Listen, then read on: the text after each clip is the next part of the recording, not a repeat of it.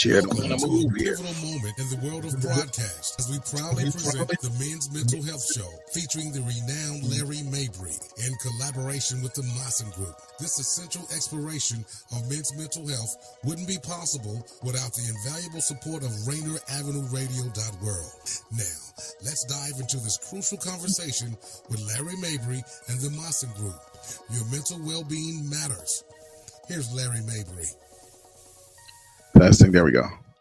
Testing. Hey, what's going on, guys? It's good to see or hear you guys. For those individuals that missed me last week, was not feeling very well, so I got my OJ today to make sure that I got my fluids, keeping my immune system on point. And today, I wanted to kind of do a recap. A few months ago, we kind of talked about challenges that men go through, and I wanted to talk about some of those challenges. So, what are some challenges that men face? Well, one thing that a lot of men struggle with is something called imposter syndrome. And stigma and stereotypes, emotional expression, fear, weakness, lack of social support, work-related stress, unhealthy coping mechanisms, limited access to mental health services. But I wanted to kind of touch on a couple of these today. So, imposter syndrome. What is it exactly? Well, first of all, if you work hard every day and you're doing the best you can, sometimes as men, we put a lot of pressure on ourselves. We have high expectations, and sometimes we sell ourselves short. So basically, imposter syndrome is, you go out here, you put in work, and you do the best you can, and all of a sudden something works out for you and you're like, okay, yeah, that was okay. And then in the back of your mind, you're thinking, I could have worked a little harder, or, that was luck. And then what ends up happening is you end up taking on more work and you end up working harder and harder. And how many people have been in that situation, where you end up working more and more and more, and then you realize that you have less day and more work, right? And a lot of that is because of certain self-talk that we say to ourselves, right? So men face these challenges when it comes to improving their mental health, many of which try to influence themselves through social expectations, through gender norms and cultural factors. And some of these challenges include those types of things that we talked about earlier. And so I wanted to talk a little bit about that. So I know myself, I end up sometimes having to step back and making sure that I take care of myself, because it's normal to, have high expectations. But sometimes you have to take a step back and just say, you know what, let me take care of my personal needs, right? Because at one point, like think about whoever actually asked you to step back, right? No one ever tells you, hey, you know what, I need you to step back and take less work. Usually when you work in an environment, they're expecting you to work more and more and more and more, expecting more from you. And sometimes it might not be on purpose. Sometimes it might just be that internal drive, as a man to kind of try to compete because you want to make sure that you do a good job. But at some point you got to step back and say, okay, if I'm working X amount of hours, right, what am I doing to get to myself? Am I making sure I'm taking care of my family? Am I making sure that I'm taking care of the house, right? And it doesn't have to be like a house that you own. It could just be like you're renting, but, are you making sure things are clean? Are you making sure that, you're taking care of those things? And sometimes you can get caught up in that rut. And before you know it, you're looking back and you're out of alignment. And what does that mean to be out of alignment? Well, basically, it just basically means that you're working so hard, which is great, but you're out of balance. So how do you get back balance? Does anybody know? For those people that are on right now, give me a shout out, reach out to us on Facebook, Twitter, kind of let us know what you're thinking. How do you get back in alignment? Does anybody know? Does anybody have any type of things they want to add to it? Right? Do you just walk up to your boss and say, you know what, take this job and shove it, I'm out of here? Well, that definitely will put you in a situation. I don't know if it'll put you in alignment, but it definitely will put you in a very vicarious situation. So how do you get in alignment? Does anybody know? What do you do? Well, you have to kind of take a mental step, take a emotional step. You got to step back. Me personally, what I like to do is I like to kind of go from the inside out. You might say, what is that? Well, you have to kind of look within yourself and take a step back. Recently, I've had to do this where for those individuals that maybe heard last week, wasn't feeling very well. So I had to call our friend up, Daniel here, who does a really good job with assistance with making sure everything works well. Reached out to him, said, hey, we got to throw something else on because right now, Larry's just not feeling his 100%.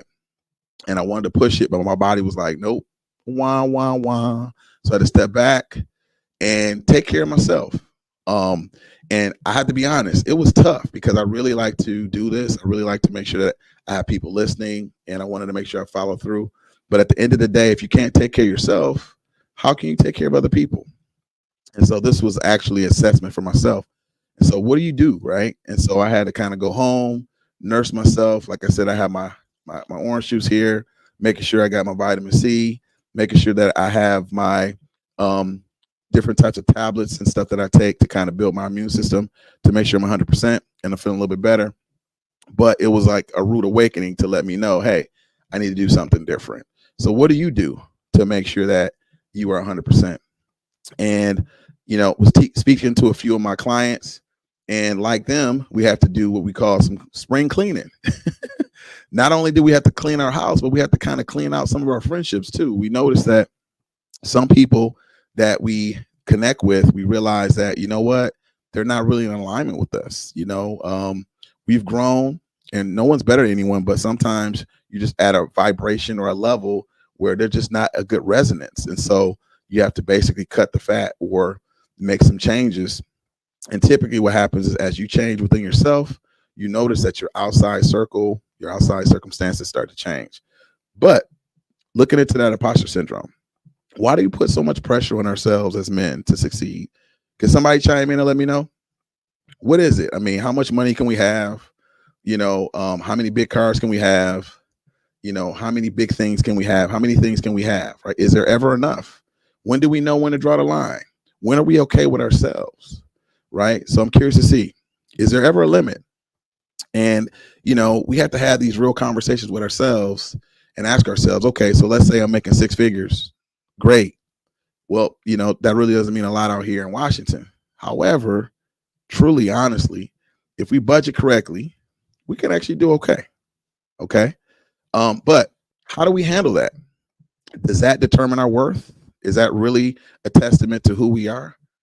Who are we really? Right. And so we have to really, really, really look within ourselves and ponder this question every single day. Does a job tell us who we are? Does the job communicate who we are as men? Right. You tell me, who are we? Right. So I'm curious to see if you guys could chime in and let me know. And this is a challenge I think that all of us as men have to kind of deal with. Right. But it's important that we're constantly clearing out the clutter within ourselves, taking out that old types of stories that we communicate to ourselves that's not true. Right. Because we always have doubts. We always have things that we kind of mull over and work through. And how are we supporting ourselves with that? Do we have those individuals that are uplifting us, that are giving us positive deposits? And what I mean by that? Well, when we go to the bank, typically, you want your account to actually be in a positive situation, right? It's okay if you have debits and credits, or, when you have withdrawals and your bank account goes up and down, and that's okay. But once it goes below a certain threshold, what ends up happening? Well, all of a sudden it starts costing you more, right? All of a sudden the bank starts charging you more. All of a sudden you get overdraft fees and these types of things. And think about that in terms of your emotional well-being. If you're giving out a lot of yourself and it's not coming back, then you're basically at a deficit. And so what are you doing to put into yourself? What are you doing to actually create more deposits within yourself? Do you have healthy relationships with yourself? Are you being honest with yourself? Do you have healthy relationships with people? Right? Do you have people around you that are like keeping it 100 with you? Well, what does that look like? Well, sometimes we tell stories to ourselves that's not true. And we have to be honest. We got to keep it 100. Who's keeping it 100 with you? Who's telling you like, yo, bro, that's not working out, man. You got to handle that. Is anybody telling you that? Like, who's really giving you the real deal, right? And so I like to call those individuals my Jedi team, right? The Jedi Council. And these are individuals that keep it 100 with you, right? They tell you stuff that you just kind of like, ugh, you grit your teeth. You're not really feeling it. But when you really sit down and you think about what they said, you're like, man, you know what, they right. You know, it's like somebody telling you your breath stink. And it's like, yeah, you don't really want to hear it. But on some level, you're happy that they told you, because guess what? You can take care of it. You can put a mint in there. You can brush your teeth. You can take care of it. And you feel a lot better because as you interact with other people, you know, everything is cool. So who's keeping it who's keeping it 100 with you, right? That's important. But at the same time, you have to constantly keep it 100 with yourself. But it's important to have that Jedi Council because we all have those blind spots, right? And I wanted to kind of share a story recently. I'm in the process of moving right now. And as I'm kind of looking at different places, I noticed different types of communities and things of that nature. And I had to have a real conversation with myself because, you know, these values of these houses have gotten like ridiculous. I don't know if you guys have been out here, but man, it's gotten crazy. And so I had to like look at my budget and kind of look around. And it's like I may want a particular house of a certain level, but I had to look at the budget and I have a real conversation with myself and said, okay, you know what? I may want A, but I got to work with B right now. And I just had to keep it 100. And so sometimes, you know, that may hurt your pride where you may desire some things, but you got to look at your situation now and honor it and deal with what you're dealing with. You can still work on goals to acquire other things, but you got to be honest with your goals right now at the moment. And so I'm sharing this because I had a friend of mine and a couple potential landlords tell me some things. And I was like, man, you know, because the market has changed. And I had to kind of go back and have real conversations with myself. You know, they're charging for fees for, you know, you gotta basically do credit checks and they want to check, you know, your background, all that type of stuff. So I was like, wow, it's crazy. But, you know, I understand the process. So I want to put that out there because like who's holding you accountable, right? And then if you do that on your own, you'll find that you'll have more authentic relationships, right? And I want to bring up another story too. I was talking to one of my clients. We had a really good conversation. And sometimes, you know, as you grow in the sphere of mental health, you'll find that you'll notice that you'll have to leave some people behind. And that's scary. You know, you had these friends that you grew up with, or you built this relationship, this tight relationship with people. And then you'll notice that as you're growing and you're really clearing some things out within yourself and you're becoming a better person, that sometimes you got to cut ties with people. And that's hard because you feel in your soul, you're like, man, you know, will I have some friends? And the answer is you will actually have some friends.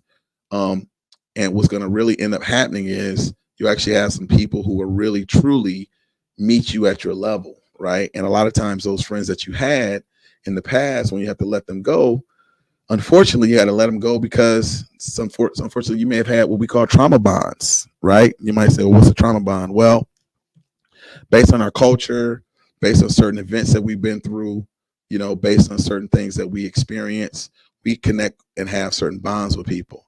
And for example, if you go back in school and you notice that you didn't do well on the test and you have a friend of yours that didn't do well on the test, all of a sudden you guys had that camaraderie. You remember that situation, right?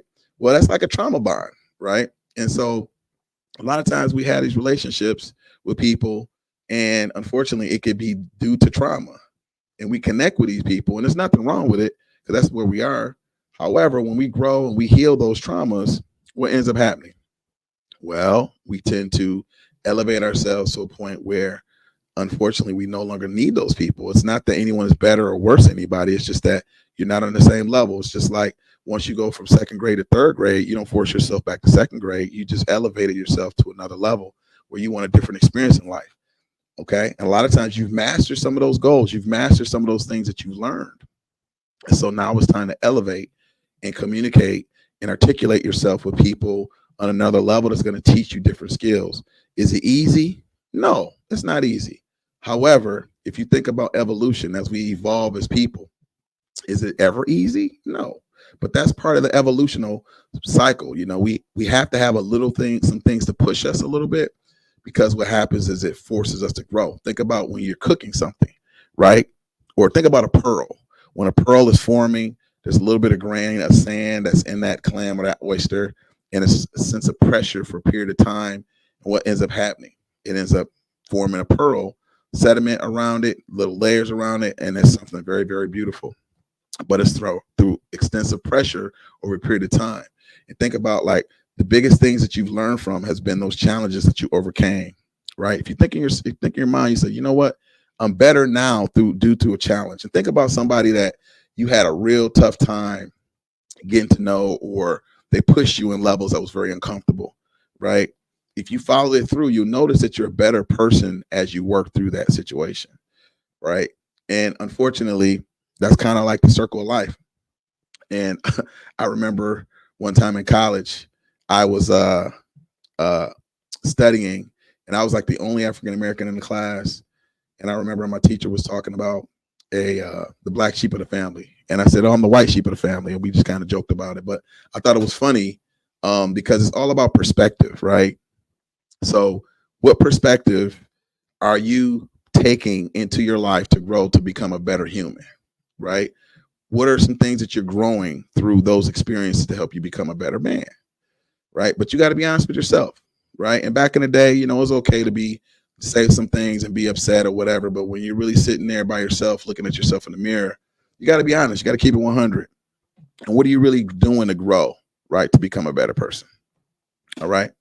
All right. So I wanted to share that. Okay. Now, stigmas and stereotypes. Well, you know, there's a persuasive societal stigma surrounding mental health, right? Particularly for men. Many men feel pressure to conform to the traditional masculine types of norms. You know, it's like, you know, I don't really want to talk to somebody because I'll handle it myself. And I remember just growing up, my real dad, he wasn't around when I was younger. We still have a relationship, but I was really cool with my stepdad. He and I are really cool now. So, and I recall, you know, looking him in his eyes, and say, you know what, I love you, man, and hugged him. And it was like this awkward type of vibe, you know what I'm saying? But I had to go with my heart. And how many of us as men have been in a situation, right, where it's like, you know, you see people do things and you kind of feel like, is it okay? Like we're having this inner dialogue, right? And if we go back to when we were children, you know, as boys, it wasn't a big deal to hug, you know, a dad, or, you know, to hug to show affection and things of that nature. But why is it when we get older, all of a sudden, you know, we have this chip or this stigma or this barrier that keeps us from really keeping it 100, right? I mean, it's cool when you see your boy, like, yo, what's up? You know, you dab him up, you know, you hold him close, right? But in certain scenarios, it's like we don't really come out. Why is that, right? And think about, are we really keeping it 100 with ourselves? And is that really showing vulnerability, right? How can we expect the individuals in our life to really be 100 with us if we're not being 100 with them, if we're not even being 100 with ourselves, right? And so for me, it's something I had to really challenge myself with. And I noticed, like, when I work with certain people in certain cultures, I would relax a little bit more, right? Just keeping it 100. But I had to really call myself out on that. Like, why am I a little bit more open, right, in this scenario? And just be honest with myself and say, hey, is this okay? And it's okay to dab somebody up and show them a hug and express to somebody, say, you know what, I really care about you. I really appreciate you. And I know it may be a challenge to say the L word, like love, but if you can say to some people, you know what, I just want to say I really appreciate you. And for those individuals listening, I just want to say I appreciate you, because right now you guys took time out of your schedule to pay attention to me, and hopefully this information can help better your life. So I appreciate you. So really important to share that. So what you put out comes back.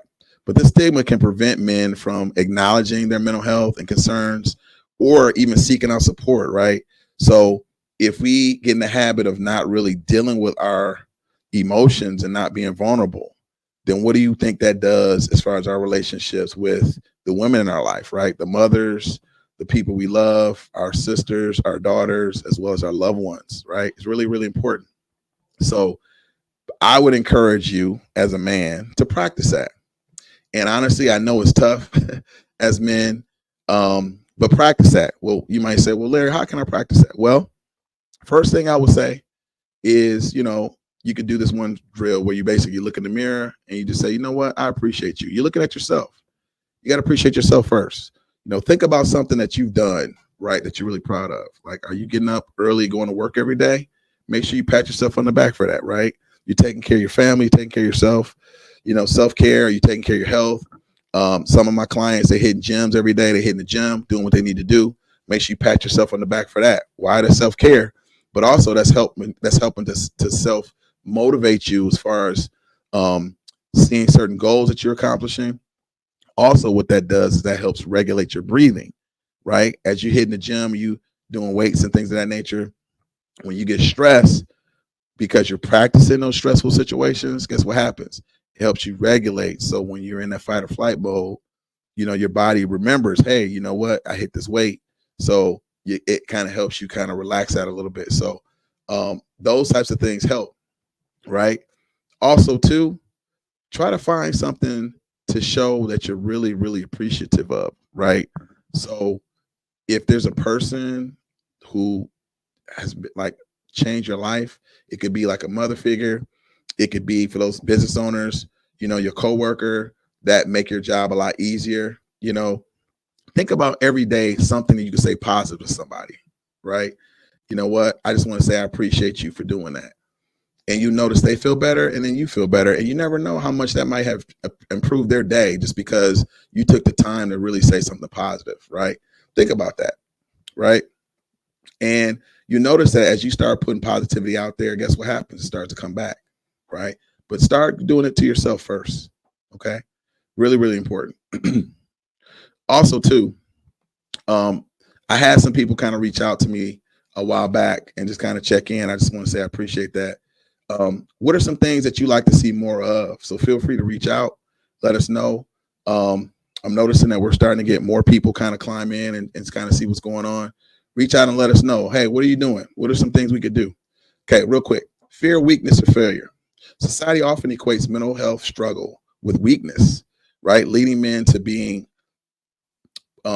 perceived as inadequate or incompetent. And they admit to experiencing emotional difficulties. Now think about like a lot of these commercials, right? They may want to show the man as being weak. We have a lot of this particular red pill, blue pill type stuff going on out here right now. It's like, what do you equate with being weakness, right? What's making you feel like a failure? Is it even true, right? The fear of men being seen as weak or not meeting their societal expectations, right? Let's say you're in a moment where you're trying to figure out where you want to go. Nothing wrong with that. We all have transitions, right? Go easy on yourself. Take a step back. Talk about some of the things that got you to that point, right? And sometimes we need to take a step back in order to go forward, right? Make sure you seek out help. You can reach out for people like myself. We're here to help you. You can reach out. A lot of my clients, they kind of reach out and just want to talk and see what's going on, see what I can do to support you. And, have those real conversations, right? Those challenging conversations are going to help put you in the right direction. And what are some societal expectations? Well, we always have to be the breadwinner. We have to be macho. We have to be out here and, doing a lot of things to kind of help society. And part of that is true. But the question is, what do you feel about yourself? These are the things that they don't really talk about, right? They don't really talk about like self-love, right? You taking care of yourself. What does that look like? One thing I like when I moved here to Washington was I really started spending more time in nature. And you may say, well, why is that important? Well, the one thing that's cool about nature is it's 100% real. And you may say, well, what does that mean? Well, if you look at society, you look at a lot of stuff on social media, a lot of that stuff, you don't really know if it's real. I mean, everyone's trying to sell something. They're trying to persuade you to do this and that. The thing about nature, it's not going to lie. A bird's going to chirp. A bird is going to, poop on you if it's flying by. It's not, there's no fabrication. There's no Adobe type of, Photoshop or nothing. It is what it is. When you breathe air, boom, it's air. Now, granted, depending on where you are, it may not be the freshest air. However, what I notice is I've spent more time out in nature with the trees and things of that nature, especially on a lot of these hikes. I noticed that I have a lot more natural air compared to kind of being inside. So, and then what that does is, you breathe deeply. It kind of helps you clear away that negative energy, that negative air. but also it kind of clears your mind and it puts you in the present moment. It puts you in the moment of now, right? And everything from now is how you can build. And if you start feeling and seeing the world differently, then guess what? You won't feel weak, right? You got to start somewhere. Every man has certain things they're working on, right? No one's perfect. And I think sometimes society projects things on us and we take it and we think it's ours, but it's really not ours. It's okay to be who you are. It's all good, right? So anyway, I want to put that out there. So as we kind of come towards the close here, I wanted to kind of remind you guys. So tomorrow, the brand new show is going to be Aristotle Was a Plagiarist. It premieres tomorrow at about 11 o'clock. So make sure you guys take a look at that. It's going to be taking a look at current events through educational perspective, and it's hosted by Professor Charles Jeffries. So make sure you guys take a look at that. I'm hearing cool things about that. Also, too, the host right after me, make sure you take a look at her from 6 o'clock to about 7. Better Together and Living Powerfully. That's going to be with Dr. Tracy Harrell. So make sure you take a look at her. I'm looking forward to checking her out. And also, too, make sure you guys reach out and kind of let us know what are some things that you like to see more of with mental health. I'm noticing that we're starting to get more people getting involved, which is great. Reach out so we can see what we can do to support you guys moving forward, right? So just feel free to reach out. Let us know what can you do to support you guys with your mental health as we roll into May. Now, May, we're springing away, letting some stuff go. I'm looking forward to seeing you guys next week. And without further ado, you guys have a good one. Peace.